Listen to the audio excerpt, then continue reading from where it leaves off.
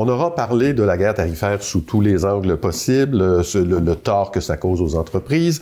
On va l'aborder sous un angle différent, le mal que ça fait au portefeuille des particuliers. Et il y a Moisson Laurentides qui commence à s'inquiéter sérieusement. Oui, Claude, en fait, l'organisme ne ressent pas encore les effets des tarifs canadiens et des contre-tarifs canadiens sur ses services, mais sa directrice générale s'inquiète pour les semaines et les mois à venir. On écoute tout de suite à ce sujet Annie Bélanger, qui est directrice générale de Moisson Laurentides. Ce qu'on entrevoit, c'est une augmentation de la demande. C'est certain que s'il y a des gens qui sont licenciés, que ça aurait un impact direct sur la demande.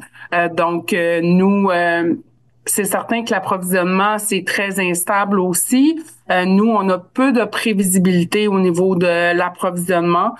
Le gouvernement prévoit qu'au moins 100 000 emplois pourraient être touchés par les impacts économiques de ce bras de fer entre Ottawa et Washington. Oui, et déjà que la situation est déjà pas facile là, chez Moisson Laurentides. Oui, dans la dernière année, la Banque alimentaire a enregistré une hausse de la demande de sa clientèle de 27 %, c'est-à-dire que 25 000 personnes tous les mois dépendent de l'organisme pour manger. Ce sont des gens de profils variés qui s'appuient sur le comptoir de dépannage alimentaire, des familles et des travailleurs aussi. Donc, une récession, comme certains prévoient, exercerait bien évidemment une pression supplémentaire sur les services de Moisson Laurentides, d'autant plus que la période actuelle, le printemps, est historiquement plus rude pour ce qui est des dons en denrées non périssables. On peut écouter Mme Bélanger.